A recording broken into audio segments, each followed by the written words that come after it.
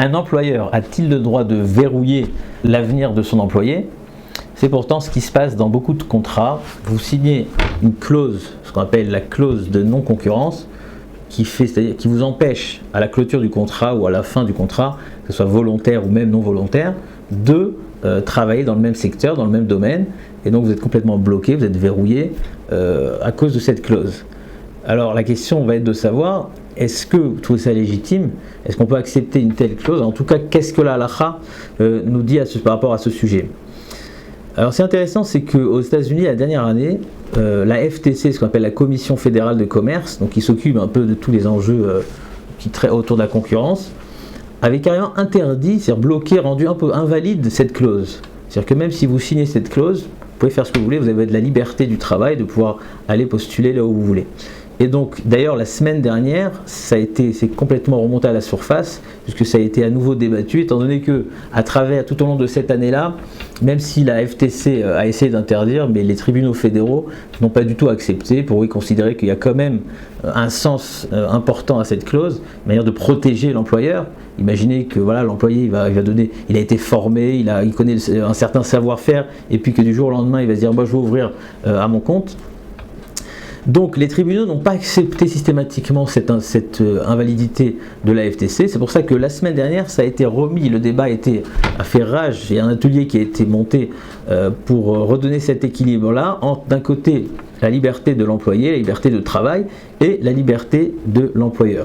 Donc nous, notre question, c'est au niveau halachique, comment considérer ça? Si moi, dans un contrat, je signe une clause comme quoi je suis embauché dans un bureau, on va dire, d'un cabinet de graphisme, mais au moment du contrat, je signe une clause comme quoi, en cas de rupture de contrat, je ne travaillerai pas dans une durée quelconque, dans le même secteur. Est-ce que ça m'oblige? Est-ce que c'est un engagement qui va m'obliger?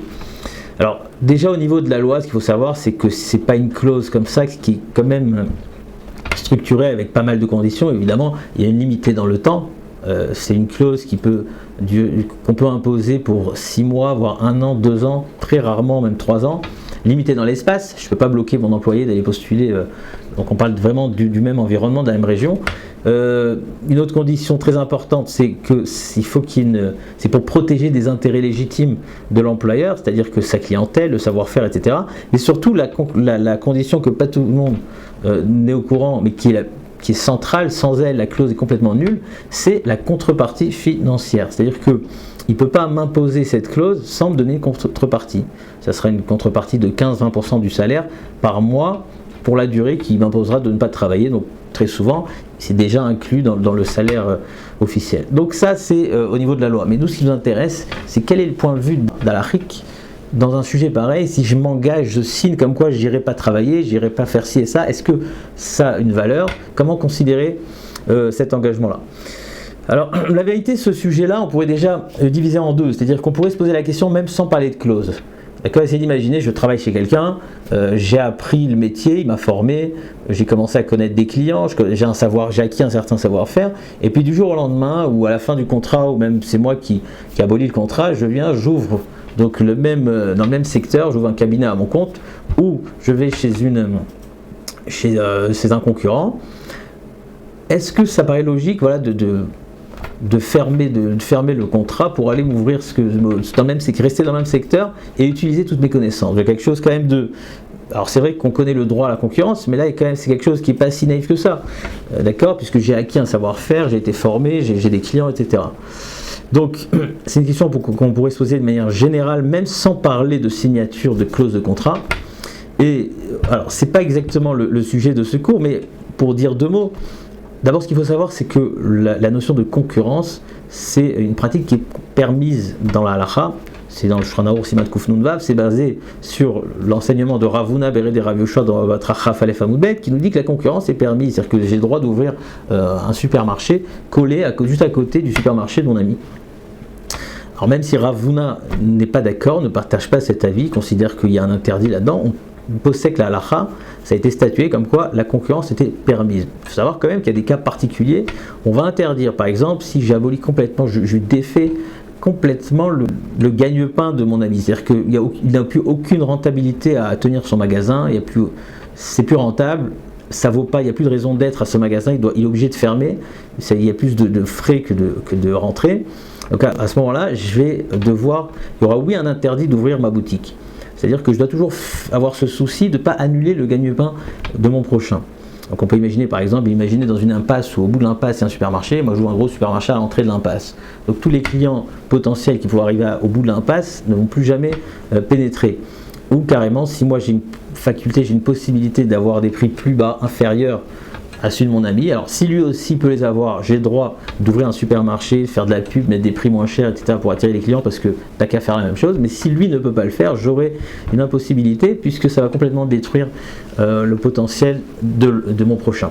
Donc dans l'idée, il y a des cas exceptionnels où ça va être interdit.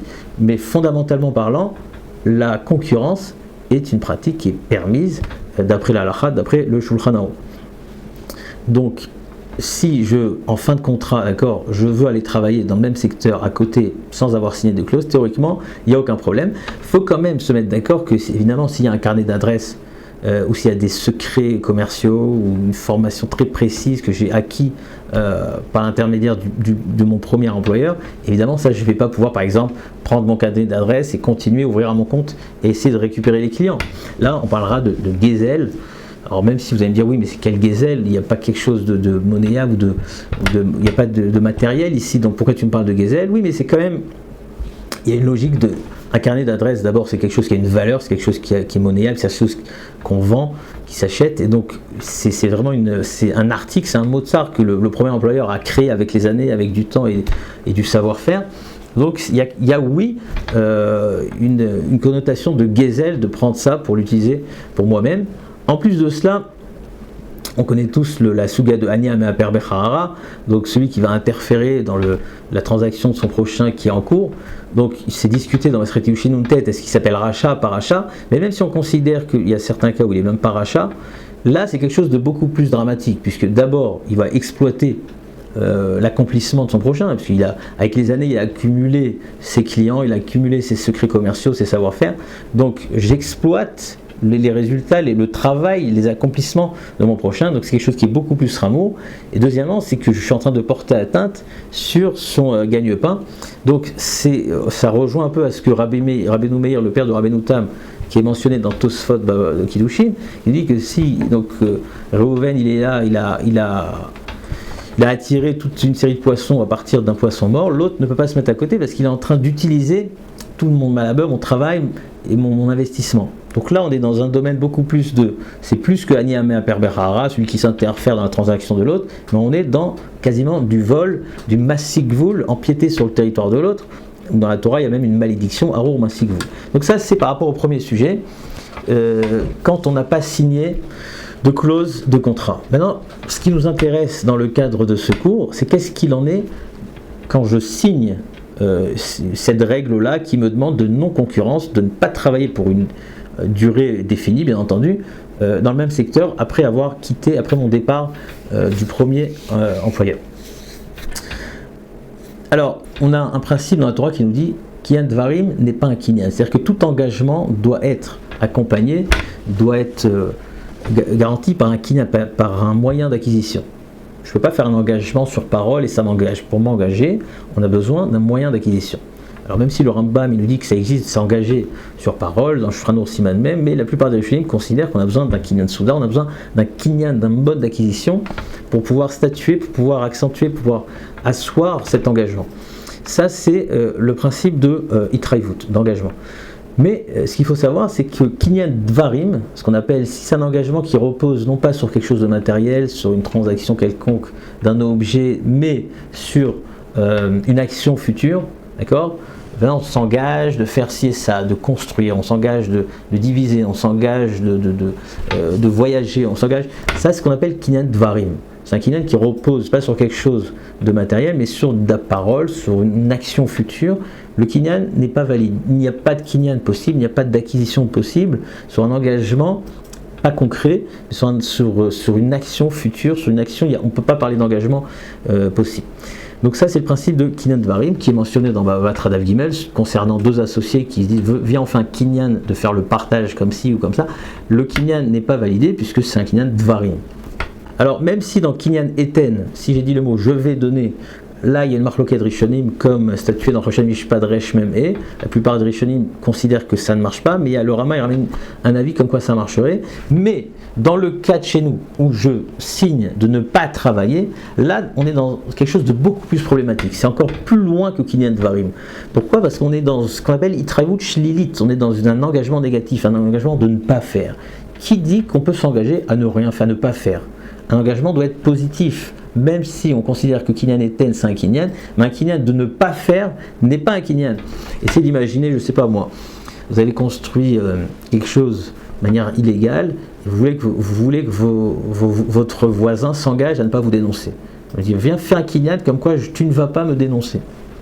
D'accord ? On peut imaginer plein de Kinyan ou ne pas faire. D'accord ? Imaginez pour rigoler, là, votre femme vous dit, engage-toi, fais-moi un Kinyan que tu ne vas pas aller à Ouman. Engage-toi de ne pas faire, de ne pas construire, de ne pas dénoncer, de ne pas. Est-ce qu'un engagement de ne pas ouvrir un magasin, est-ce qu'un engagement négatif est considéré comme un engagement ?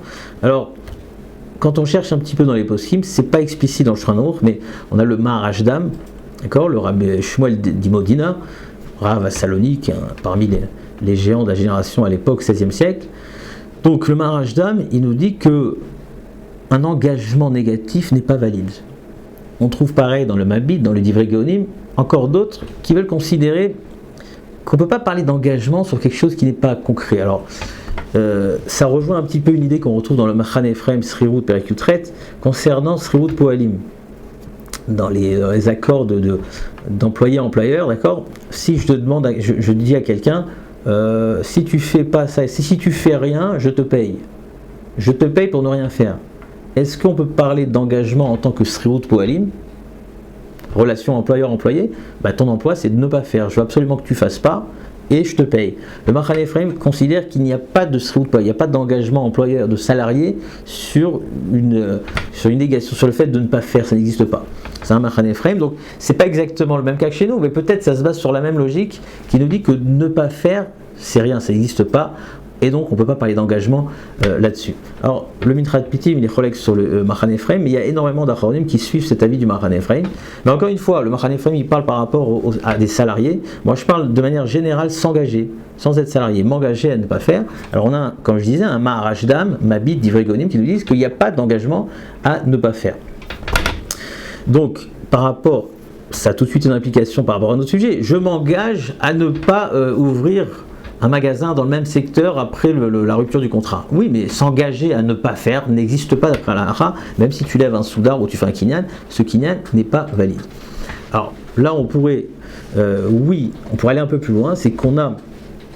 Pourquoi lui donner une validité alors que le Maharashdam nous dit que c'est pas valide ? Alors pour prendre un exemple, il y a le Sefer Perach Maté et Aaron.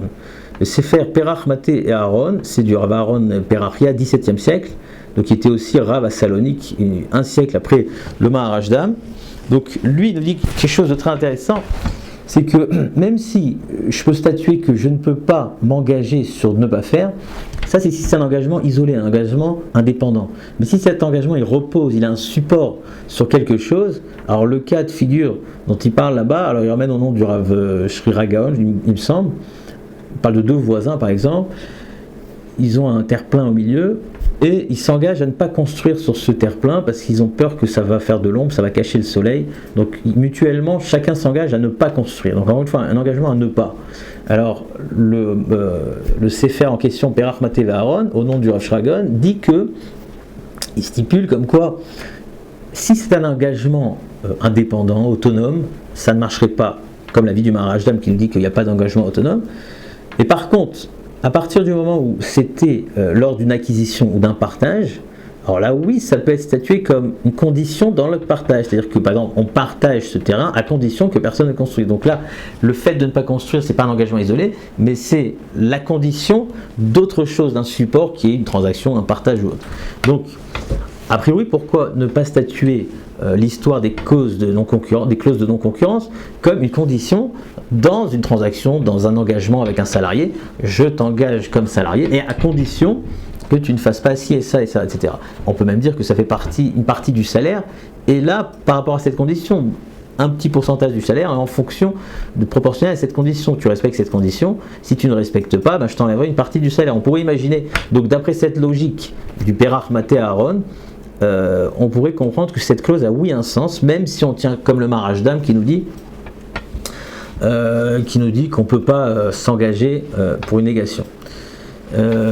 Donc ça c'est une première logique. Une deuxième logique pour oui donner une validité à cette clause, c'est le Khatam Sofer, très intéressant, dans Yoredea Simantet, qui nous parle d'un shochet qui a appris la shrita chez son Rav Rabbi Chaim, et avant de lui donner le certificat, le diplôme entre guillemets, son Rav lui dit voilà, je te donne ce diplôme à condition que tu ne travailles pas ici dans cette région-là où je me trouve.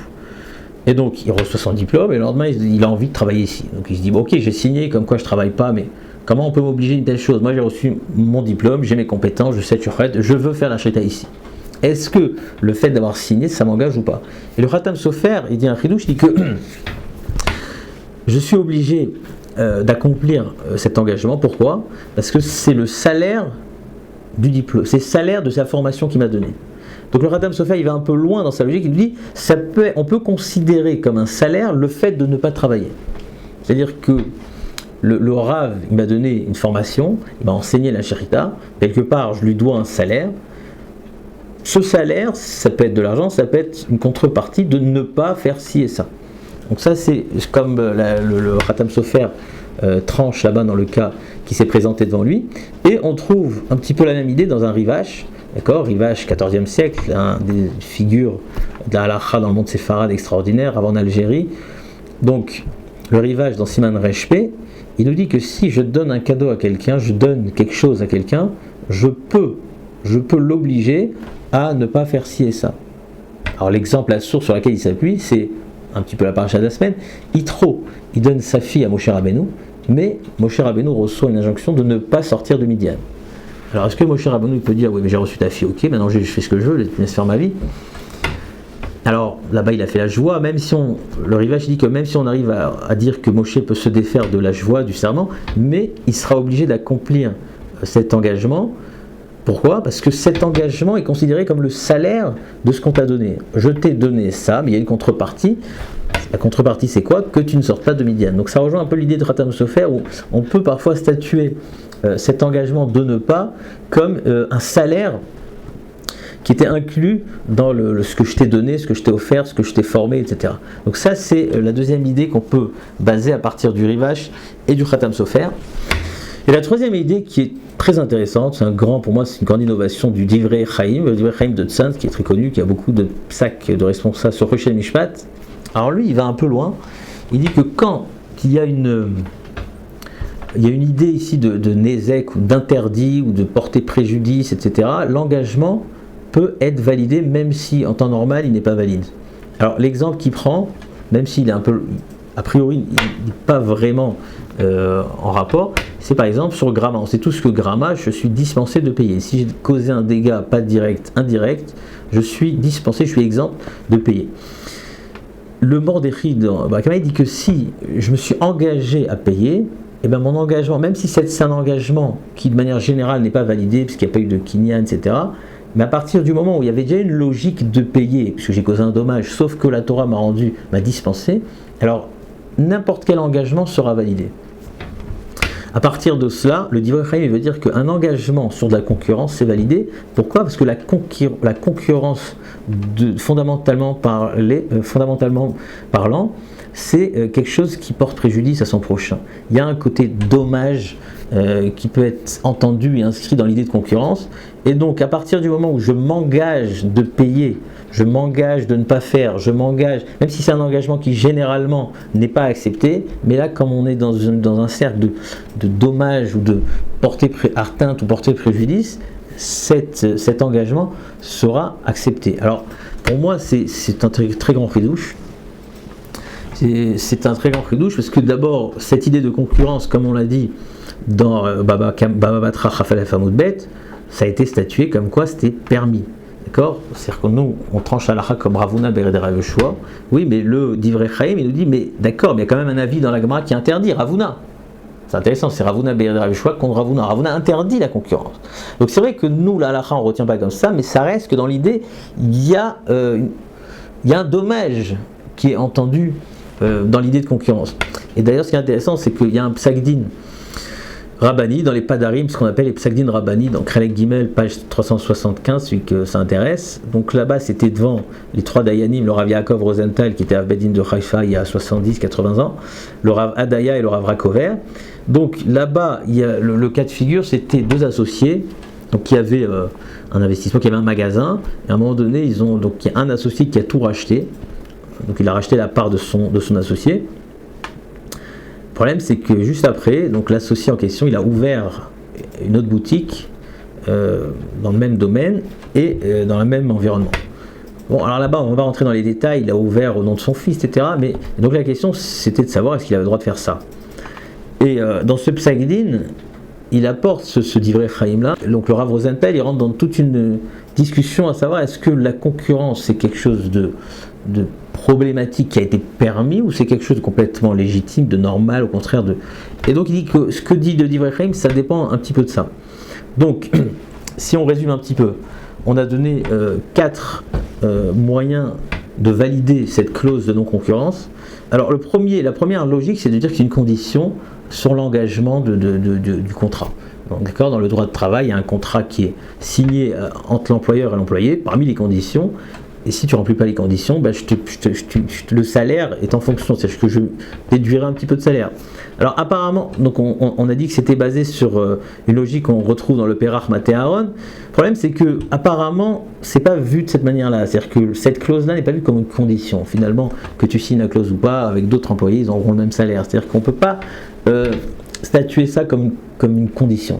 Mais même si on n'arrive pas à statuer ça comme une condition, ce qu'on a dit, c'est que d'abord, il faudrait se demander est-ce qu'un engagement à ne pas faire, un engagement négatif, a une certaine validité. Alors, le Maharaj Dam, qui est connu dans Siman Resh Dalet, nous dit que non, bien que, en parenthèse, je vous avoue qu'il y a un autre Maharaj Dam dans Siman Shin Pei qui a l'air de nous dire que oui, concernant une communauté qui s'est engagée de prendre des impôts, et par rapport à des orphelins, ils se sont engagés à ne pas leur prendre d'impôts, et là-bas il dit oui, il y a une validité, le fait de s'engager à ne pas prendre.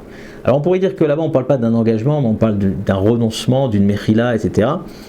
Mais j'ai vu que certains décisionnaires rapportent ce Maharaj Dam pour dire qu'on peut oui s'engager à ne pas faire. Donc en tout cas, premier élément, c'est s'engager à ne pas faire. Peut-être, ça peut être statué comme un engagement valable, même si pas mal de décisionnaires considèrent que non. Deuxième élément, c'est que le Khatam Sofer et le Rivage qui nous dit que ça peut être considéré comme une partie du salaire sur leur formation qu'on m'a donnée, ou sur là-bas le Khatam Sofer, le cas du Khatam Sofer c'était sur une formation, le cas du Rivage c'était un cadeau qu'on m'a fait, donc on peut considérer ça comme une contrepartie de ne pas faire. Et dernier élément qu'on a cité, c'était l'élément du dommage, c'est-à-dire que là on n'était pas dans quelque chose de naïf, on était comme un élément où il y a quand même certains dommages. Donc ma conclusion c'est quoi ? Ma conclusion c'est que, alors si on vient après coup, on a du mal, s'il n'y a pas eu de clause, etc., on a du mal à demander à la personne de ne pas travailler dans le même secteur sous prétexte que ça va me créer des dommages et tout. Parce que finalement, il y a le droit à la concurrence, et alors même s'il y a des cas particuliers où c'est interdit, mais ça va être très, très difficile à statuer, à prouver que là, on s'inscrit dans le cadre de ces cas particuliers, et donc l'employé pourra dire que moi j'ai recours à ma liberté de travail, ma liberté d'entreprendre un travail, mais à partir du moment où on aura signé une clause, alors celui qui veut signer en bonne et due forme pour se défaire de toutes les... pour essayer de faire les choses de la meilleure manière, ça serait bien qu'il inscrive, voilà, que face d'abord qu'on parle d'un engagement en contrepartie d'une formation, et que c'est un engagement, bien entendu, qui sera en vigueur par rapport à des dommages collatéraux où ça pourra impacter l'employeur ça va sur des intérêts qui sont légitimes pour lui, comme de la clientèle, du savoir-faire et des secrets commerciaux. À partir de ce moment-là, la clause sera entièrement légitime.